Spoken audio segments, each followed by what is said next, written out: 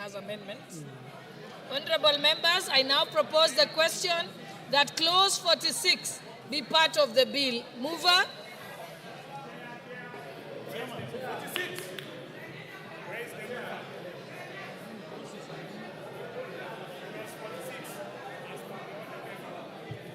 Honorable Chair, clause 46 again is as per the order paper, and this is providing exemptions for hard-working people in uniform, men and women in uniform, who tirelessly work hard to defend our country, from exempting the Defense Forces Welfare Services from income tax, Honorable Speaker. Honorable members, I now propose the question that clause 46 be amended as proposed. Honorable members, I now put the question that clause 46 be amended as proposed. Will as many as of that opinion say aye? Will as many as of the contrary opinion say no? The ayes have it. And honorable members, we also had an amendment by Honorable Wario, but it also collapsed pursuant to Article 114 of the Constitution. And therefore, I now put the question that clause 46, as amended, be part of the bill. Will as many as of that opinion say aye? Will as many as of the contrary opinion say nay? The ayes have it. Clause 47. Honorable members, I now propose the question.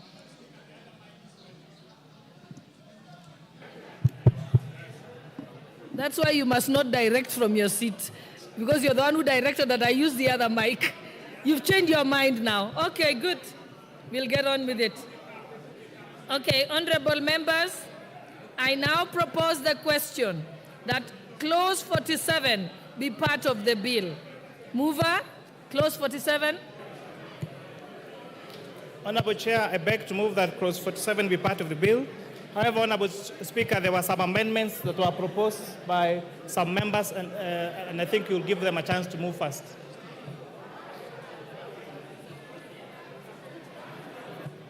Honorable members, I now propose the question that clause 47 be amended as proposed.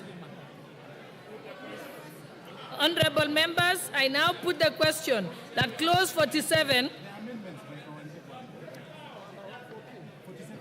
Honorable members, I now put the question that clause 47 be amended as proposed. Will as many as of that opinion say aye? Will as many as of the contrary opinion say nay? The ayes have it. And honorable members, just for your attention, because I saw some people coming here to ask, the amendment by Honorable Harun, even though it was already automatically falling pursuant to Article 114, we have just received a written withdrawal letter from herself.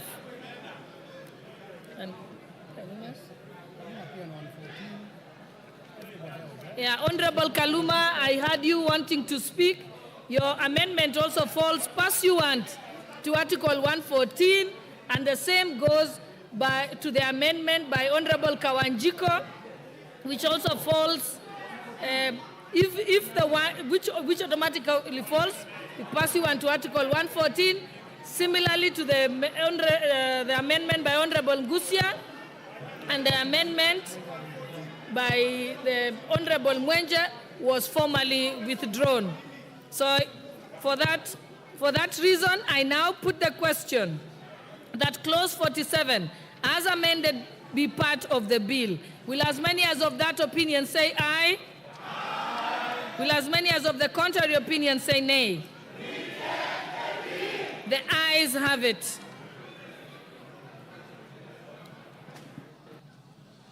Clause 48.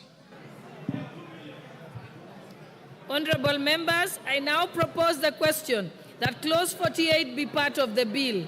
Mover?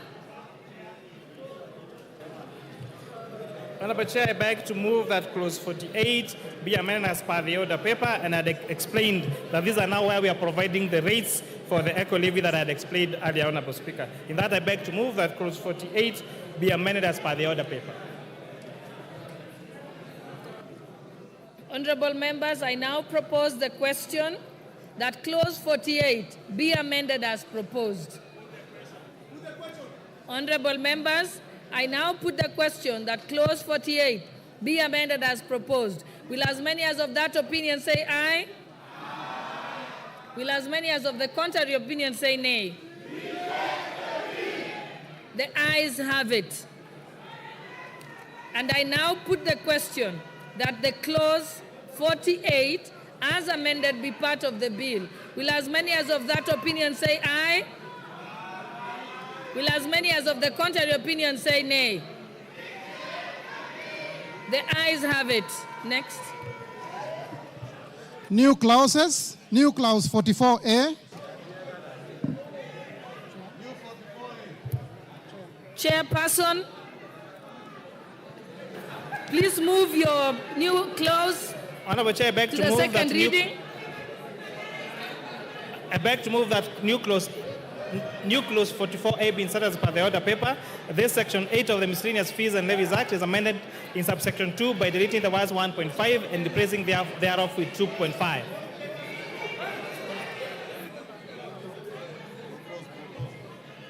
Chairperson, have you now said you've read it a second time?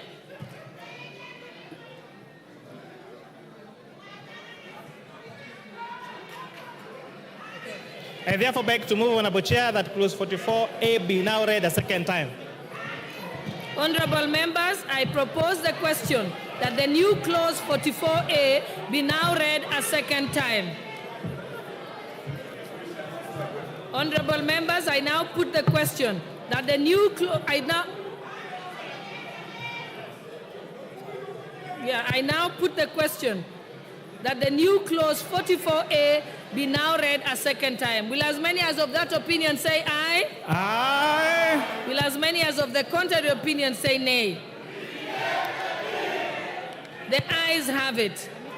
Therefore, I propose the question that the new clause 44A be part of the bill.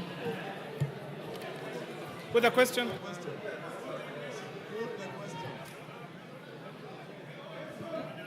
Honorable members, I now put the question that the new clause 44A be part of the bill. Will as many as of that opinion say aye? Will as many as of the contrary opinion say nay?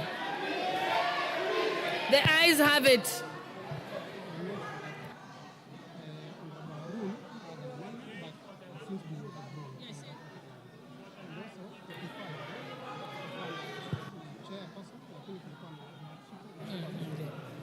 Honorable members, on also the new Article 44A, Honorable Harun also had an amendment, but she has formally withdrawn. New clause 45A. Chairperson, please move your new Article 45A to a second reading. Honorable Chair, I beg to move that new clause 55A be now read a second time. That the new clause 45A, the first schedule in the Miscellaneous Fees and Levies Act, is amended by deleting the term of iron ores and concentrates, including roasted iron pyrites, by inserting the words excluding magnetite at the end thereof.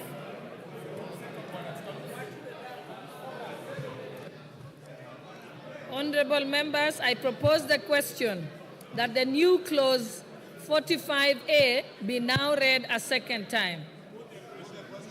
Honorable members, I now put the question that the new clause 45A be now read a second time. Will as many as of that opinion say aye?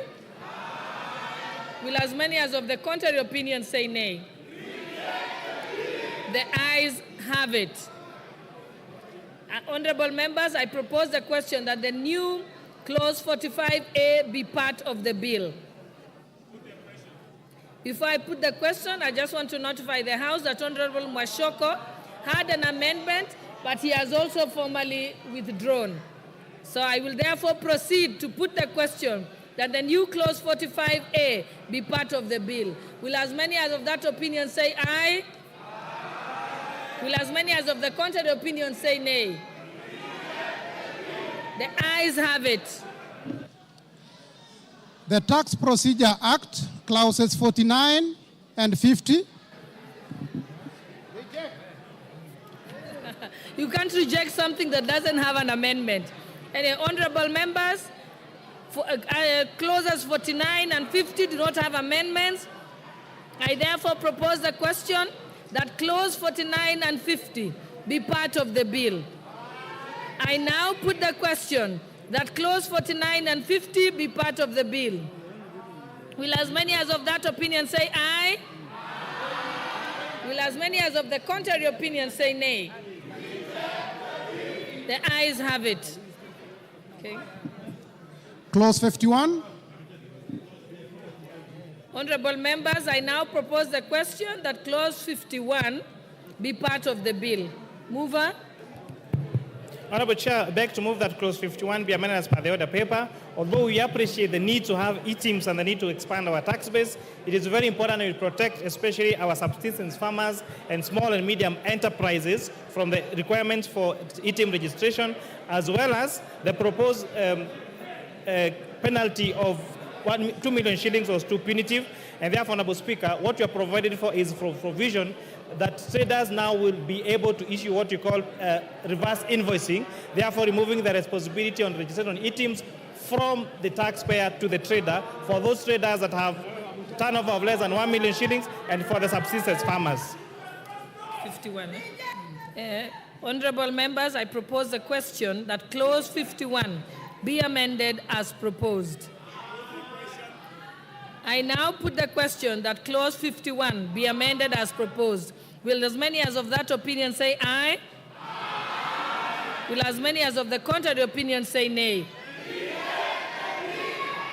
The ayes have it. And for notification to the House, the Honorable Mwenje had also had an amendment on this particular clause 51, but he has withdrawn. So I therefore proceed to now put the question that clause 51, as amended, be part of the bill. Will as many as of that opinion say aye? Aye. Will as many as of the contrary opinion say nay? The ayes have it. Clause 52. I propose the question that clause 52 be part of the bill. Mover?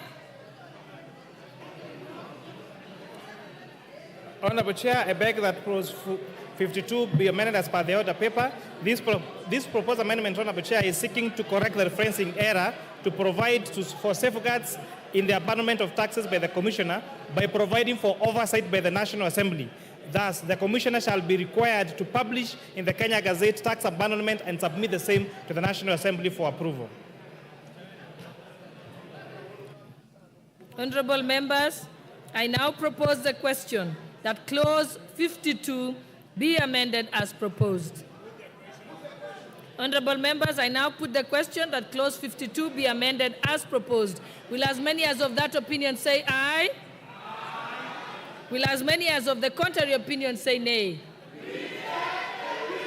The ayes have it.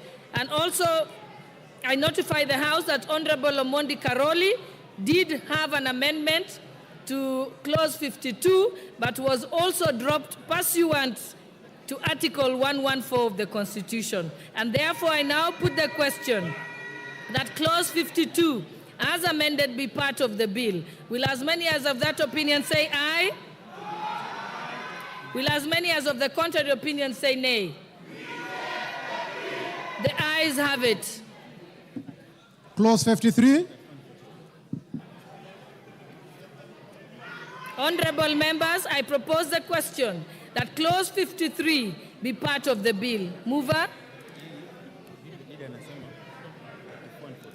Honorable Chair, I beg to move that clause 53 be amended as per the order paper. This proposal is to delete paragraph C. This proposed amendment is seeking to make provisions for the lifting of an agency notice where taxes have been paid in full in execution of a court order to cure ambiguity with respect to the validity of that agency notices and further protect taxpayers. With that, I beg to move on, Honorable Chair. Honorable members, I propose the question that clause 53 be amended as proposed. I now put the question that clause 53 be amended as proposed. Will as many as of that opinion say aye? Will as many as of the contrary opinion say nay? The ayes have it. I now put the question that clause 53 as amended be part of the bill. Will as many as of that opinion say aye? Will as many as of the contrary opinion say nay? The ayes have it. Clause 54. I now propose the question that clause 54 be part of the bill. Mover?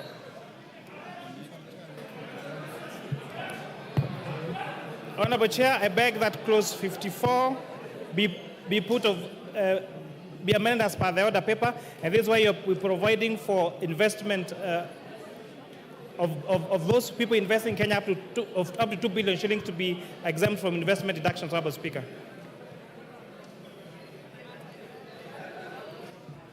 Honorable members, I propose the question that clause 54 be amended as proposed. I now put the question that clause 54 be amended as proposed. Will as many as of that opinion say aye? Will as many as of the contrary opinion say nay? The ayes have it. And Honorable Oundo was amending paragraph B. Is Honorable Oundo present?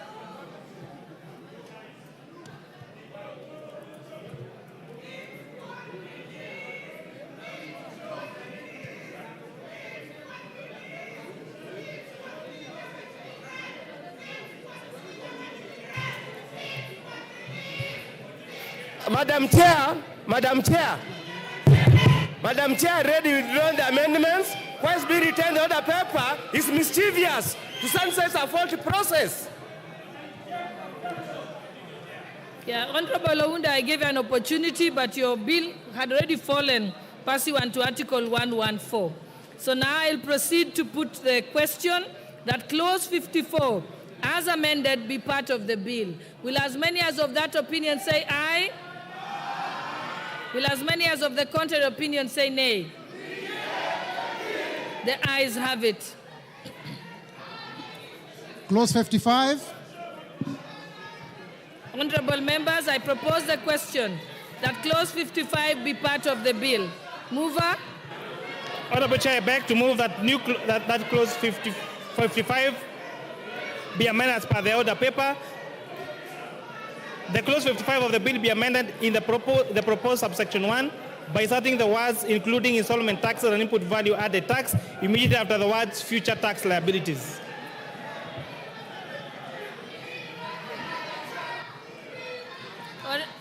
Honorable members, I now propose the question that clause 55 be amended as proposed.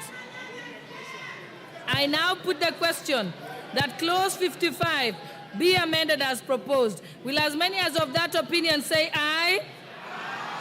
Will as many as of the contrary opinion say nay? The ayes have it. I now put the question that clause 55 as amended be part of the bill. Will as many of that opinion say aye? Will as many as of the contrary opinion say nay? The ayes have it. Clause 56. I propose the question that clause 56 be part of the bill. Mover?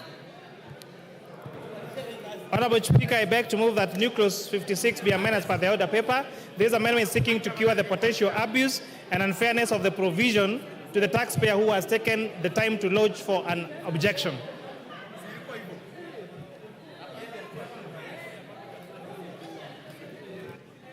Honorable members, I propose the question that clause 56 be amended as proposed. I now put the question that clause 56 be amended as proposed. Will as many as of that opinion say aye? Will as many as of the contrary opinion say nay? The ayes have it. I now put the question that clause 56, as amended, be part of the bill. Will as many as of that opinion say aye? Will as many as of the contrary opinion say nay? The ayes have it. Clause 57. Honorable members, I now propose the question that clause 57 be part of the bill. Mover? Honorable Chair, I beg to move that clause 57 be part of the bill. Honorable Chair, this is where I explained that it's providing for reverse tax invoices to protect our SMEs and our subsistence farmers, and also to reduce the 2 million shillings penalty, although it was meant to be after conviction because the penalty was too punitive. With that, I beg to move, Honorable Chair.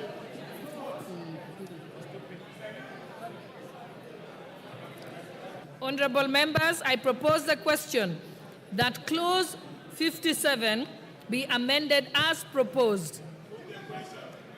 Honorable members, I put the question that clause 57 be amended as proposed. Will as many as of that opinion say aye?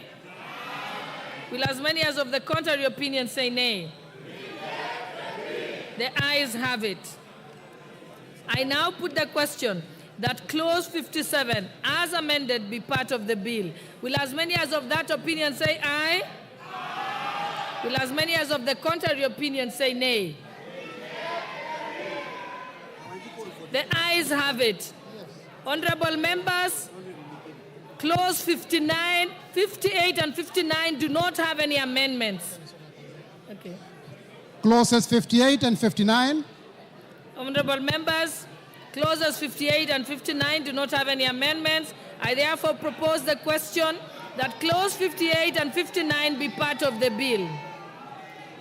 Honorable members, I now put the question that clause 58 and 59 be part of the bill. Will as many as of that opinion say aye? Will as many as of the contrary opinion say nay? The ayes have it. Clause 60. Honorable members, I propose the question that clause 60 be part of the bill. Mover?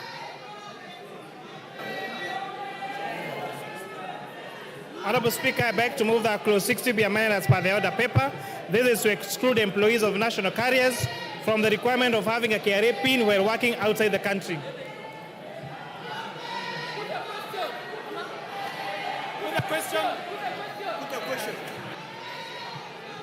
Sorry, I'm getting distracted by the singing.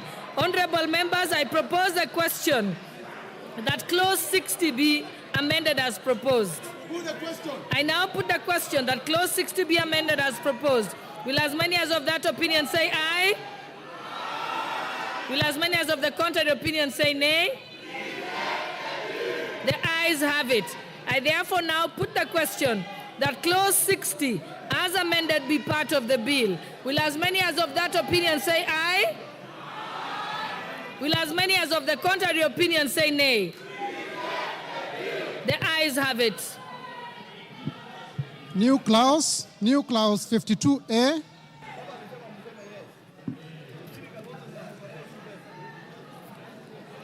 Honorable members,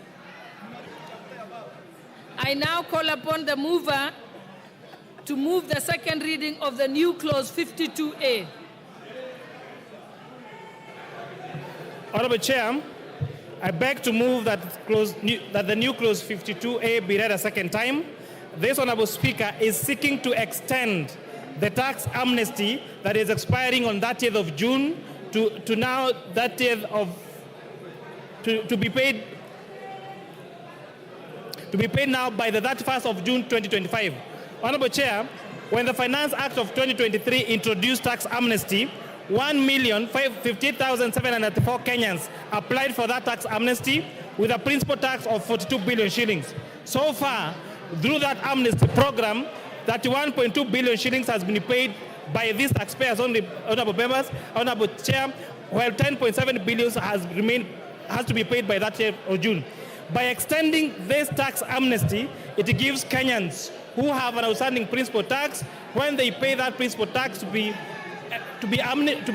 forgiven their penalty and taxes, their penalty and interest. And therefore, there's a big reprieve to Kenyans who have been seeking their amnesty and who are worried with the expiry of the 31st of June deadline for tax amnesty, and therefore we are extending the tax amnesty to 31st of March 2025.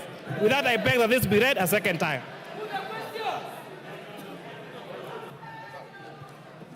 Honorable members, I now propose the question that the new clause 52A be now read a second time. I now put the question that the new clause 52A be now read a second time. Will as many as of that opinion say aye? Will as many as of the contrary opinion say nay? The ayes have it. I now propose the question that the new clause 52 be part of the bill. I now put the question that the new clause 52A be part of the bill. Will as many as of that opinion say aye? Will as many as of the contrary opinion say nay? The ayes have it. Miscellaneous Acts, Clause 61. Honorable members, I propose the question that Clause 61 be part of the bill.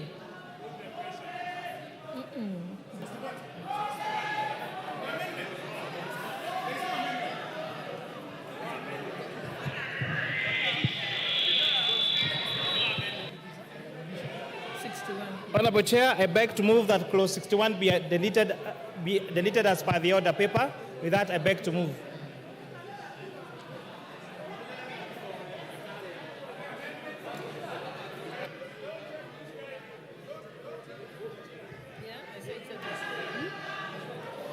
Yes, Honorable Chair, I beg to move that Clause 61 be deleted.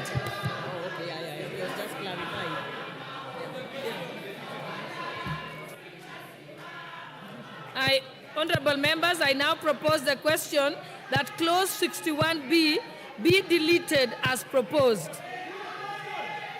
I now put the question that Clause 61B be deleted as proposed. Will as many as of that opinion say aye? Will as many as of the contrary opinion say nay? The ayes have it. And I now put the question that Clause 61B be as deleted be part of the bill. Will as many be deleted from the bill? Will as many as of that?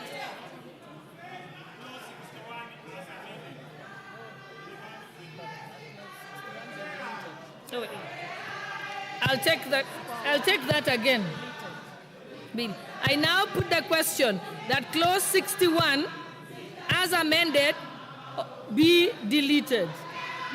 Will as many as of that opinion say aye? Will as many as of the contrary opinion say nay? Clause 62.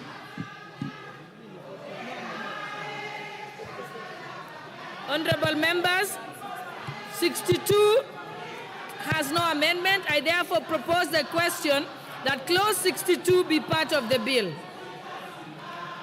And now I put the question that Clause 62 be part of the bill. Will as many as of that opinion say aye?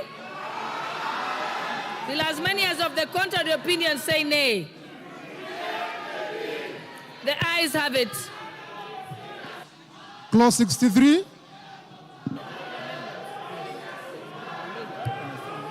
Honorable members, I propose the question that Clause 63 be part of the bill. Mover? Honorable Chair, I beg to move that Clause 63 be deleted.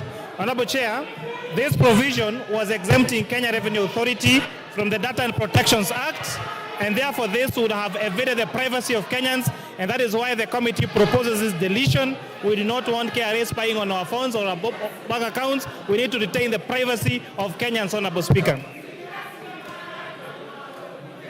Honorable members, I propose the question that Clause 63 be amended as proposed. I now put the question that Clause 63 be amended as proposed. Will as many as of that opinion say aye? Will as many as of the contrary opinion say nay? The ayes have it. I now put the question that clause 63 as amended be part of the bill. Will as many as of that opinion say aye? Will as many as of the contrary opinion say nay? The ayes have it.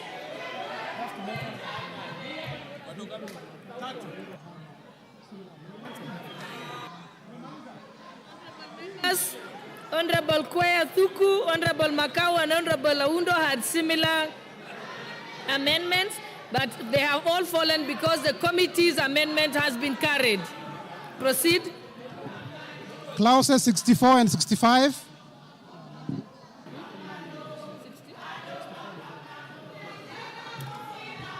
Honorable members, clause 64 and 65 have no amendments. I therefore propose the question that clause 64 and 65 be part of the bill. And I will now put the question that clause 64 and 65 be part of the bill. Will as many as of that opinion say aye? Will as many as of the contrary opinion say nay? The ayes have it. New clauses. New clause 62A.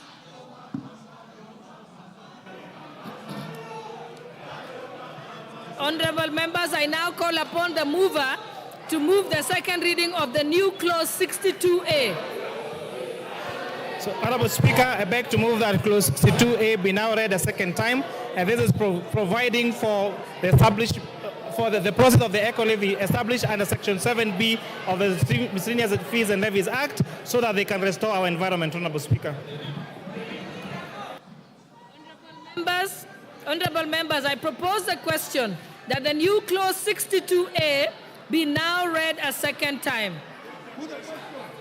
I now put the question that the new clause 62A be now read a second time. Will as many as of that opinion say aye? Will as many as of the opinion say aye? Will as many as the contrary opinion say nay? The ayes have it. I now propose the question that the new clause 62A be part of the bill. I put the question. I now put the question that the new clause 62A be part of the bill. Will as many as of that opinion say aye? Will as many as of the contrary opinion say nay? The ayes have it. New clause 63A. Honorable member, I call upon the mover to move second reading of the new clause 63A. I beg to move the new clause 63A be now read a second time, and this is a provision of the PFM Act to make sure our debt to GDP anchor ceiling remains as per the provisions of our Constitution. Honorable members, I propose the question that the new clause 63A be now read a second time. I now put the question that the new clause 63A be now read a second time. Will as many as of that opinion say aye? Will as many as of the contrary opinion say nay? The ayes have it.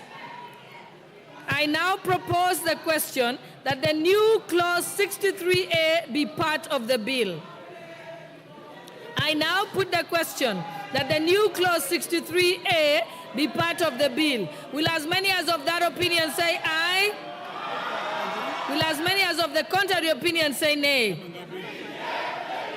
The ayes have it. New clause 64A. I call upon the mover to go to the second reading of the new clause 64A. Honorable Chair, I beg to move that new clause 64A be now read a second time. Honorable Chair, deputy commissioners are operational officers who should not necessarily appointed by the board, but who should be competently appointed by the Commissioner General of the Kenya Revenue Authority. Honorable members, I propose the question that the new clause 64A be now read a second time. I now put the question that the new clause 64A be now read a second time. Will as many as of that opinion say aye? Will as many as of the contrary opinion say nay? The ayes have it. I propose the question that the new clause 64A be part of the bill. I now put the question that the new clause 64A be part of the bill.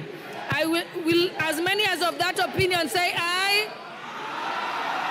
Will as many as of the contrary opinion say nay? The ayes have it. New clause 66. Just 66. I call upon the mover to move the second reading of the new clause 66. And now, lastly, I beg to move that new clause 66 be now read a second time.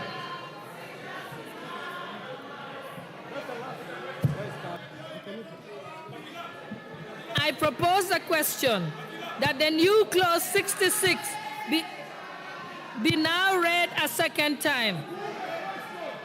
I now put the question that the new clause 66 be now read a second time. Will as many as of that opinion say aye? Will as many as of that the contrary opinion say nay? The ayes have it.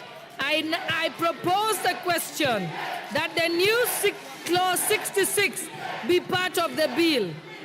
I now put the question that the new clause 66 be part of the bill. Will as many as of that opinion say aye? Will as many as of the contrary opinion say nay? The ayes have it. Okay, tunamaliza. Title.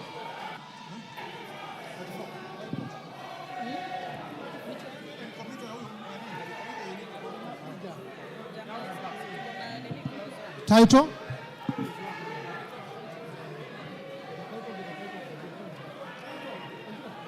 It's okay.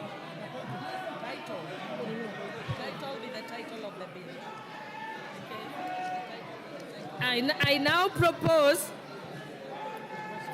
that the title be the title of the bill. Mover. Okay. I now put the question that the title, as in the order paper, be the title of the bill. Will as many as of that opinion say aye? Will as many as of the contrary opinion say nay? The ayes have it. Clause 1.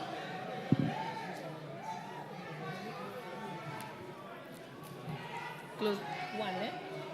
Okay, I propose the question that clause 1 be part of the bill. Mover? Honorable Chair, I beg to move that clause 1 be amended as per the order paper, and this is providing for the commencement dates of the several provisions of this finance bill, then the Finance Act of 2024. I propose the question that clause 1 be amended as proposed. I now put the question that clause 1 be amended as proposed. Will as many as of that opinion say aye? Will as many as of the contrary opinion say nay? The ayes have it. And I now put the question that clause 1 as amended be part of the bill. Will as many as of that opinion say aye? Will as many as of the contrary opinion say nay? The ayes have it.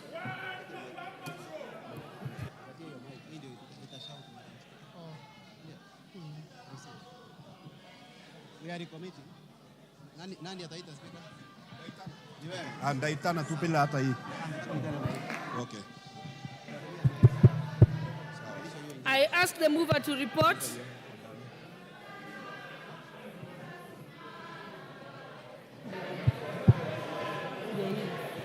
Honorable Chairperson, I beg to move that the committee do report to the House its consideration of the Finance Bill, National Assembly Bill number 30 of 2024, and its approval thereof with amendments. I now put the question, which is that the committee do report to the House its consideration of the Finance Bill, National Assembly Bill number 30 of 2024, and its approval thereof with amendments. Will as many as of that opinion say aye? Will as many as of the contrary opinion say nay? The ayes have it. Honorable members, Madam Speaker.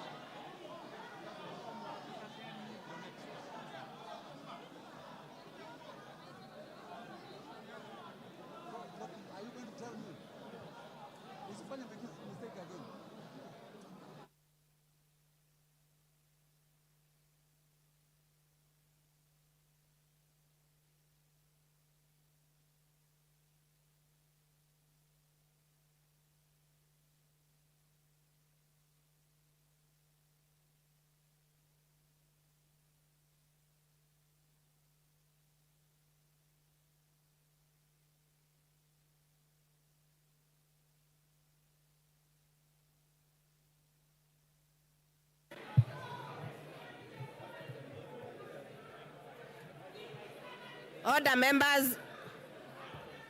Chairperson, report to the House.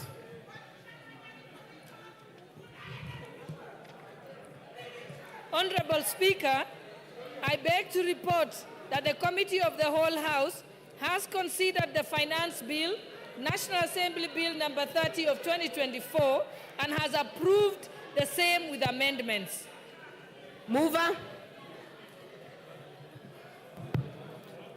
Honorable Speaker, I beg to move that the House do agree with the committee on the said report, and I request the Honorable Joseph Makilap to second the motion for agreement with the report on the Committee of the Whole House. Madam Speaker, I second.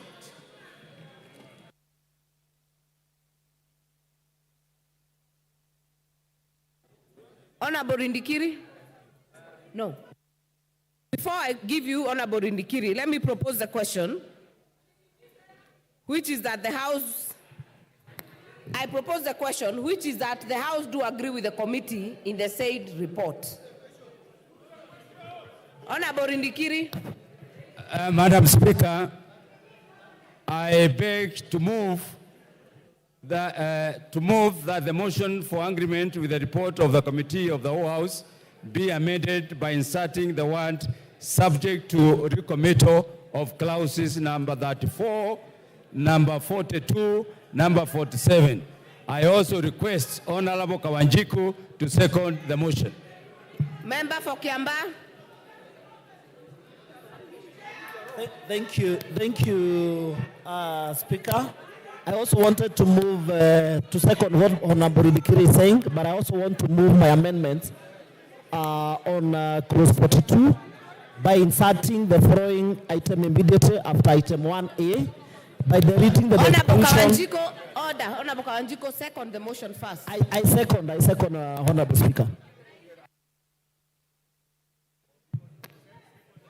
I therefore propose the question, which is that the motion for agreement with the report of the Committee of the Whole House on its consideration of the Finance Bill, National Assembly Bill number 30 of 2024, be amended by inserting the words subject to recommittal of clauses 34 and 42. Do I put the question? I put the question, which is that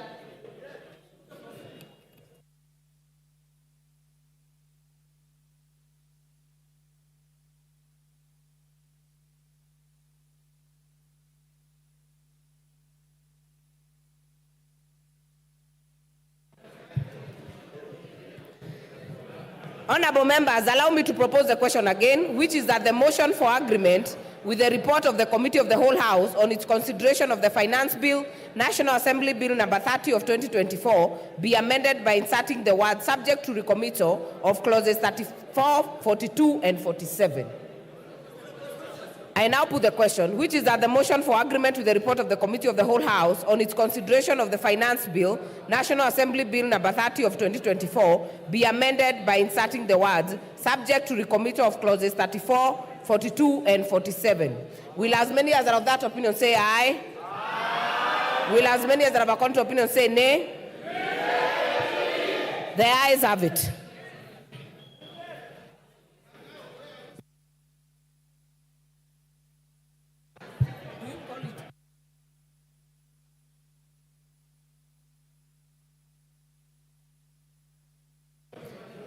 We are going back to the Committee of the Whole.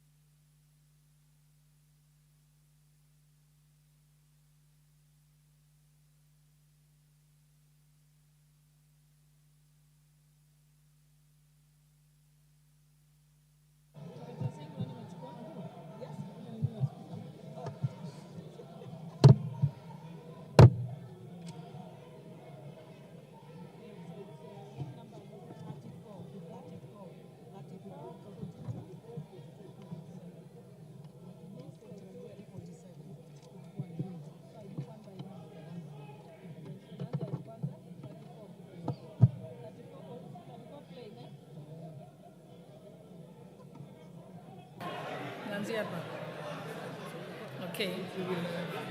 You have to call it again.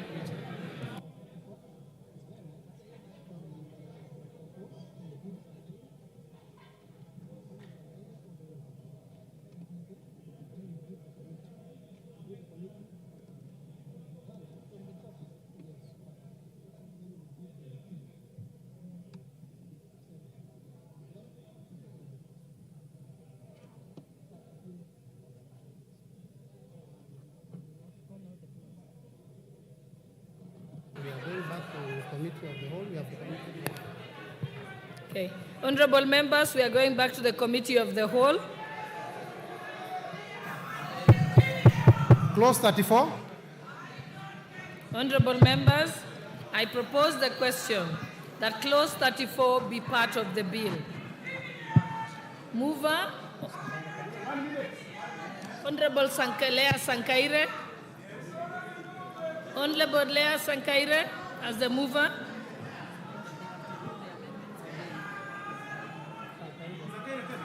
Honorable, yes. We are back at recommittal, so you need to move your amendment again.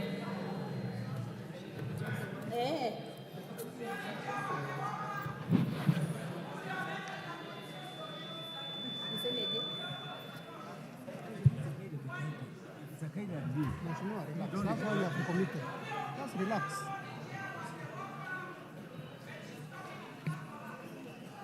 Thank you. Thank you, Madam Chair. I wish to propose that clause 34 of the bill is amended by inserting the following new paragraphs immediately after paragraph T, as proposed by as earlier proposed, as in the order paper, Madam Speaker. Thank you. Thank you.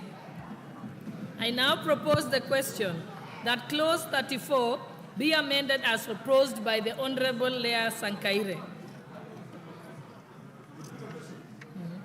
Honorable members, I put the question that clause 34 be amended as proposed by Honorable Sankaire. Will as many as of that opinion say aye? Aye. Will as many as of the contrary opinion say nay? The ayes have it.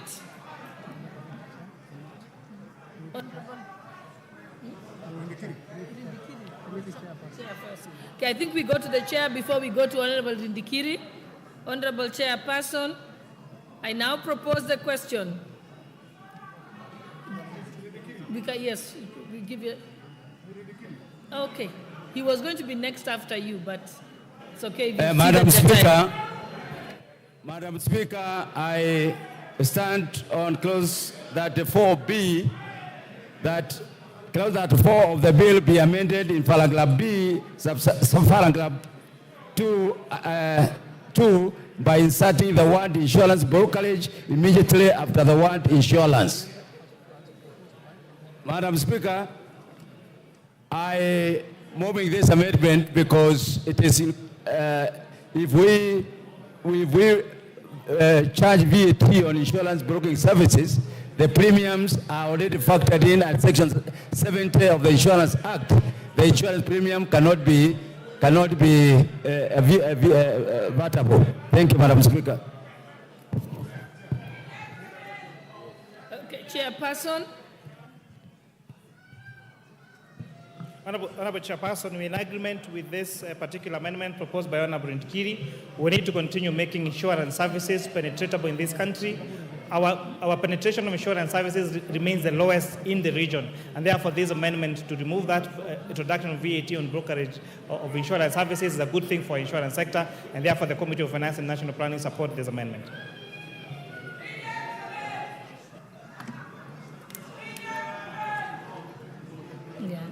Honorable members, I now put the question that clause 34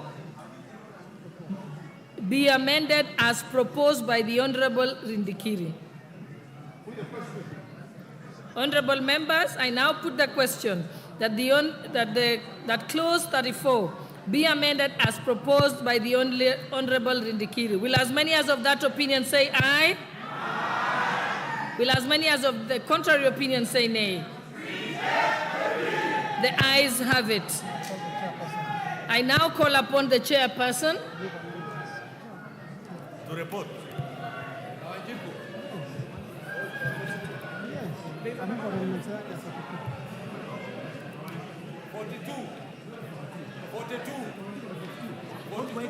We are still on 34. You know, when you recommit, you are dealing with the amendments again.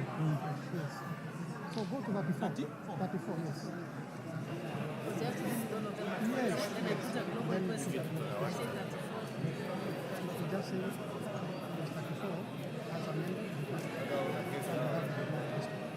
Honorable Chair, with the recommittal of this clause and with the amendment as proposed by Honorable Ndikiri, which the committee agrees with, I beg to move that clause 34 be amended as per the order paper.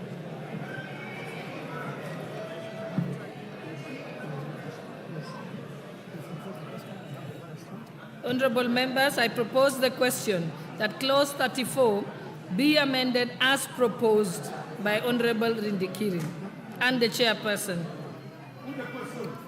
Honorable members, I now put the question that clause 34 be amended as proposed. Will as many as of that opinion say aye? Aye. Will as many as the contrary opinion say nay? The ayes have it. I now put the question that clause 34 as amended be part of the bill.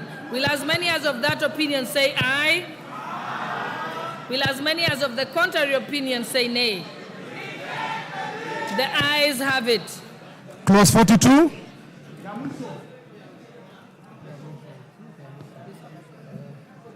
I propose the question that clause 42 be part of the bill. Mover.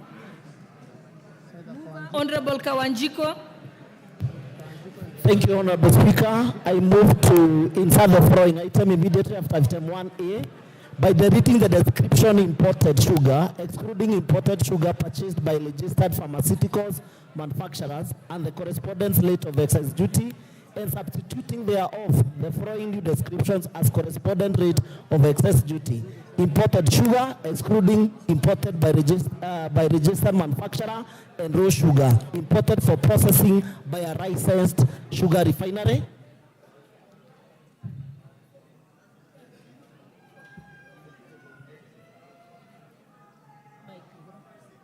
I now propose the question. I now propose the question that clause 42 be amended as proposed by the Honorable Kawanjiko. I'll come to the chairperson. I will finish first. Honorable Chairperson. Honorable Chairperson, please sit. I will finish with Honorable Kawanjiko until a point, then I'll come to you. Unless the chairperson just wanted to comment. Oh, okay, if you want to comment. Okay, he says you. All right, let's proceed. So, honorable members, I now put the question that clause 42 be amended as proposed. Will as many as of that opinion say aye? Will as many as of the contrary opinion say nay? The ayes have it. Now,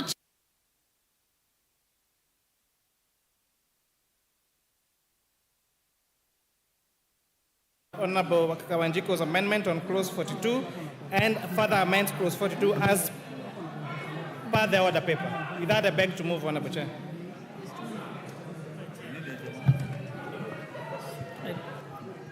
honorable members, I propose the question that clause 42 be amended as proposed.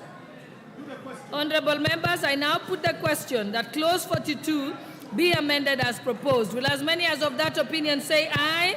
Aye. Will as many as of the contrary opinion say nay? The ayes have it. Honorable members, I now put the question that clause 42 as amended be part of the bill. Will as many as of that opinion say aye? Aye. Will as many as of the contrary opinion say nay? The ayes have it. Clause 47. Honorable members, I propose the question that clause 47 be part of the bill. Honorable Kawajiko, you're the mover. Yeah, thank you, Madam Speaker. I propose that clause 47 be amended in the proposed new third schedule in the proposed tariff number 7207.11.00 and the tax descriptions billet by deleting the expression 10% appearing in the third column and substituting thereof the expression with 15%. I support, Madam Speaker.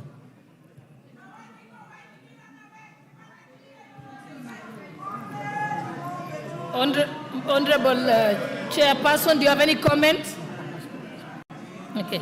I propose the question that clause 47 be amended as proposed. Chairperson, do you have any comments? We shall proceed to put the question then.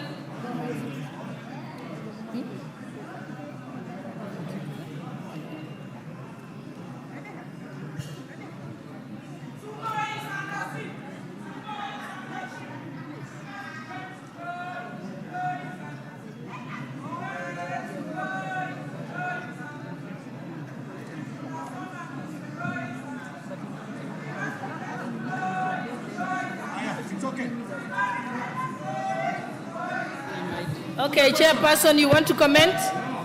Okay, then proceed and put the question. I now put the question that clause 47 be amended as proposed. Will as many as of that opinion say aye? Aye. Will as many as of the contrary opinion say nay?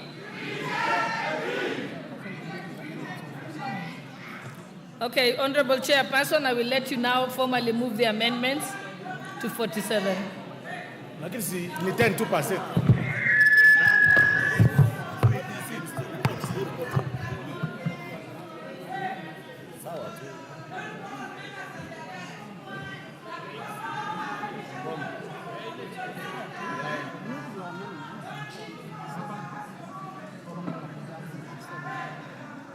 Then I'll come back.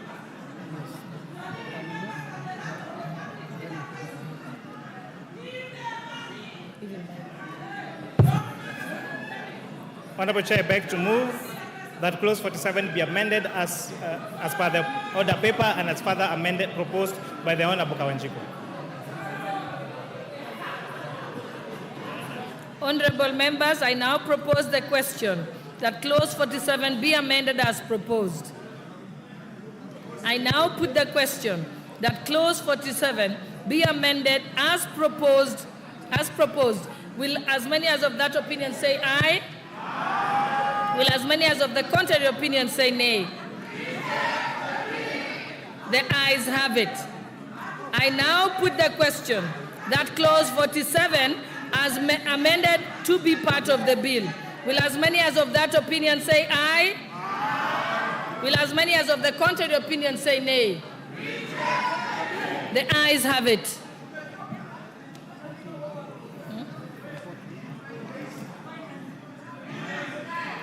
Mover of the bill, you may now report. You may move the reporting. Honorable Chairperson, I beg to move that the committee do report the House its consideration of the Finance Bill, National Assembly Bill number 30 of 2024, and approval thereof with amendments.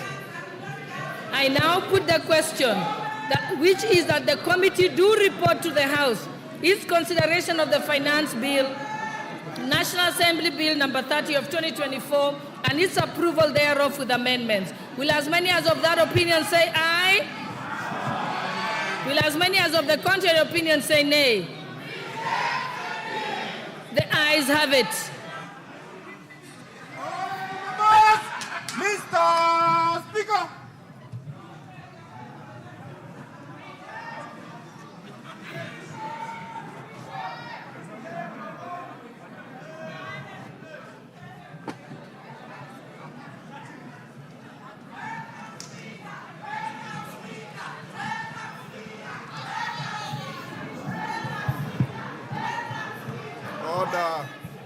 Order, Rosa, take your seat. Order, honorable members, take your seats. Order, take your seats. Honorable Millie, take your seat. The mother of the house, take your seat. Take your seats.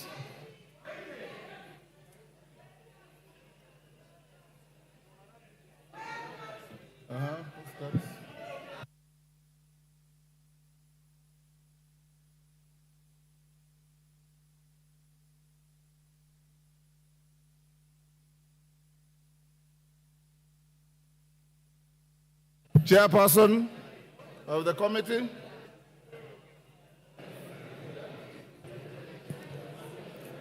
Honorable Speaker, I beg to report that the Committee of the Whole House has considered the Finance Bill, National Assembly Bill number 30 of 2024, and approved the same with amendments. Chairperson Kimani. Honorable Speaker, I beg to move that the House do agree with the committee in the said report. I also request the Honorable Vice Chair Ambassador Langat to second the motion for agreement with the report of the Committee of the Whole House. Honorable members, I now propose the question. Oh, okay, sorry. Who was seconding? Benja. Yes, sir. Mr. Speaker, I second. I beg to second. Mr. Speaker, I beg to second. Thank you. Order, members, take your seats. Honorable members, I now propose the question, which is that the House do agree with the committee in the said report. I put the question. Honorable members, I now put the question, which is that the House do agree with the committee in the said report. As many as of that opinion say aye. Will those of the contrary opinion say nay? The ayes have it.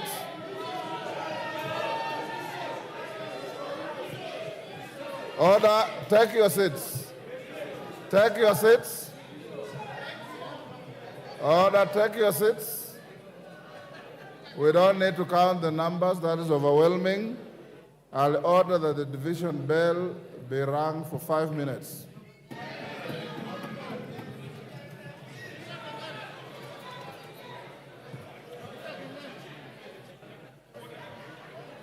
Call me one.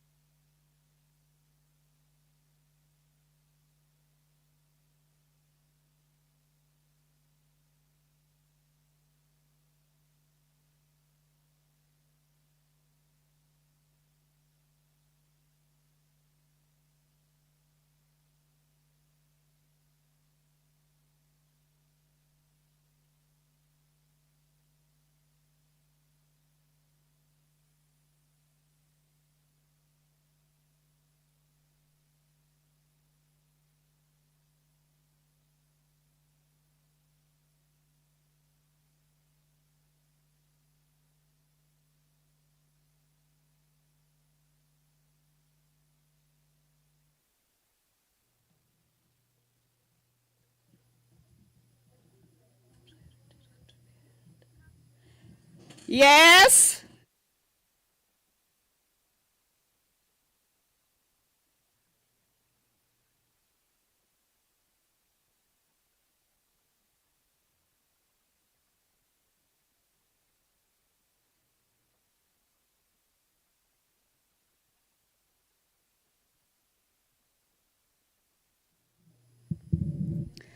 That is the division bell underway on the floor of the National Assembly. Remember, the business on the floor of the House is consideration of the amendments that have been moved or that were proposed by the individual members, as well as the Departmental Committee on Finance and National Planning.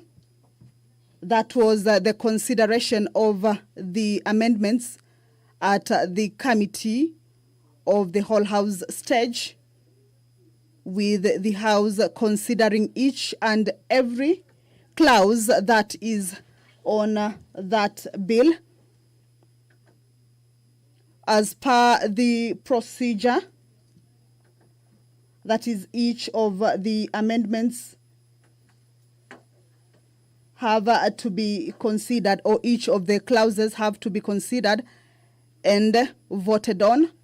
And that is what we have been hearing the chair at the committee of the whole putting the question that the amendments be part of the bill in each and every clause. Remember, it is a bill that has a total of 66 clauses, with a few new clauses having been introduced. And that is what has been transpiring in the House from this morning. But the division bell is for the bill to move to the next stage. Remember, after the second reading, the bill was committed to a committee of the whole, and the amendments have been considered. The bill has to move to the next stage, that is reporting on the process that has been underway on the floor of the House with regards to the amendments that have been considered by the members, from the first clause all the way to the last clause, and the amendments that have been adopted. The Speaker, who was away following the process of the committees in the House, allow me to hand you over back to the proceedings. Mary, go and sit down.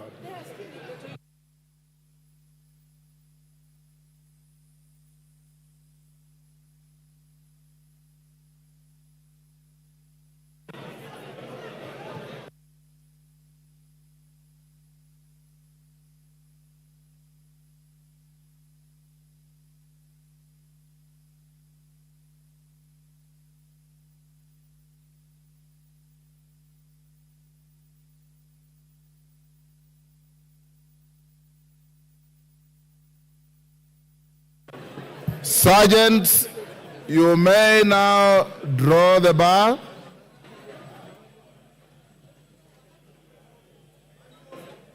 And lock the doors.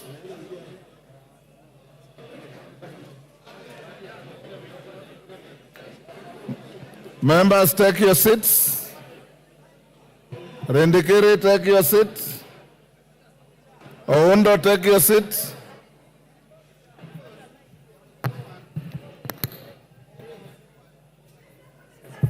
Honorable Millie, take your seat. Pasaris, take your seat. Honorable members, we are going into a division as claimed by the minority party. And like I advised you last week, when we are voting, the standing orders don't permit any member to walk around the chamber. Remain in your seats. remain silent except when you are called out to vote. And under our standing orders, there are only 3 votes. Yes, no, and abstention. Any other phrases that are strange to the standing orders will be counted as spoiled votes from either side. You either vote yes or no or abstain. You have no other words of English available to you in this vote. Order Wanjala, you say that the vote is spoiled. It is either yes, anybody who says yes, I support the finance bill, the vote is spoiled. Anybody who says no, I reject the finance bill, the vote is spoiled. Order Wanjala, read your standing orders. I read your standing orders. And Wanjala, any further order, it's entirely up to you to reject, to cause your vote to be rejected, or to have it as a valid vote. It's entirely up to you. Can the whips prepare to give me the... Yes, Wandai? Order, Wanjala. Honorable Speaker, I hear you, and I am happy that we are going to vote manually, verbally, that is. But Honorable Speaker, last time we voted here on Thursday, there was serious confusion because some members' voices were never being heard, and the media reported wrong things. So today, I want to plead with you that the office of the clerk avails enough microphones, portable microphones, for members' vote to count, for members' voices to be heard. And we are in a hurry because we need to join the Gen Z out there. We want to finish this thing quickly and join the Gen Z out there. They are really waiting for us, Honorable Speaker. Order,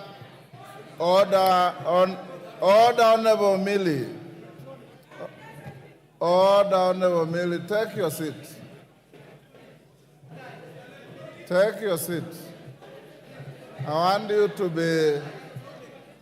want to encourage you to be a good example to your juniors. Honorable members, we are going to vote as follows once we get the tellers. If you observe your standing orders, like you did last week, any member, even at the far end, saying, I vote yes or no, was being heard. I was hearing them. That's number one. Number two, avoid appearing to be assisting others to vote because there's no provision in law for that. Once a member is called, you stand up and vote and sit down. Thirdly, I want to repeat, there are only 3 available words for your vote. Yes, no, abstain. Give me your tellers, the whips. 2 each. If you want to spoil your vote, it is open to you. Get me the whips. Order, Wanjala. Order. Order, Wanjala. Order. And even if you whisper and you are recorded, order. If you have a mic next to you and it's working, use it. But no mic is going to be circulated around. Who are the whips? Jeanette, give me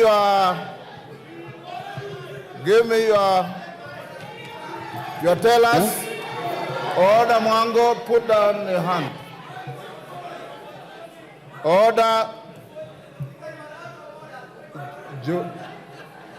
Where are your tellers? Jeanette? Mr. Speaker, I want to give you our tallies. But Mr. Speaker, before that, Mr. Speaker, we seek your indulgence. Mr. Speaker, this is not the first time also we are voting here manually or verbally. We have voted before, and we will do it with decorum. And you have clearly stated there are only 3 votes here: yes, no, and abstention. So, Mr. Speaker, for those of us who are in need of a microphone, they should be assisted. Even in voting in the polling stations, they are assisted voters who don't know how to write. We'll deal with it on a case-by-case basis. It's not a general Mr. rule. Speaker, we need here, but our agents are Honorable Wood Chief Owino and Kibagendi. Those 2. Who are your agents? Mr. Honorable Owino and Honorable Kibagendi. Okay, let them take their positions. Take your positions. Order, Babu Owino. Order, Babu Owino. You should be ashamed of yourself. How can you shout that the speaker is out of order? Under what standing order? Let's not have any tantrums unnecessarily. Yes, Otienda Molo. Thank you, Mr. Speaker. Mr. Speaker, I rise to draw your attention to the first schedule of the standing orders, and I want to raise 2 points. Mr. Speaker, first of all, in respect of a ruling you gave earlier, and in that ruling, Mr. Speaker, you directed that the leader of majority liaises with the IG in respect of those who may have been abducted. Mr. Speaker, since your ruling, there are others who have been abducted, including Mr. Ernest Nyerere, who is the personal assistant to the President of the Law Society of Kenya. Mr. Speaker, given the importance of this matter, I would beg that the leader of majority gives us a status update on all those Kenyans who are abducted before we vote. Secondly, Mr. Speaker, in terms of the first schedule, Mr. Speaker, I want to crave that you guide that the vote of a member is not a personal vote. And that is why it cannot be a choice of whether they speak on the microphone or not. We are here as delegates of our constituents. You should direct that everyone votes publicly and loudly using the microphone. Thank you, Mr. Speaker. Order. Wisdom. Honorable Otiende Amolo, on the first point of order, I directed the majority leader to liaise with the police. He has not reported back, but you know, once we draw the bar and we go into voting, we cannot transact any other business. I give you my commitment that once we finish the voting, I'll revert to that matter. On the question of we only use standing order number 1 when it is not provided for. On the question of how you vote, the Constitution says the power of the people of this country is exercised by themselves. But they choose to exercise it through their elected representatives, who are yourselves. Order, Millie Odhiambo. Order, Millie. Order.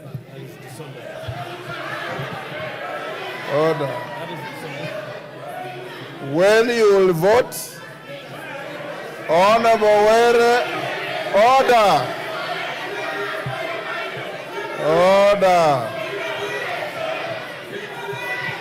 Clerk, get ready and let's start voting.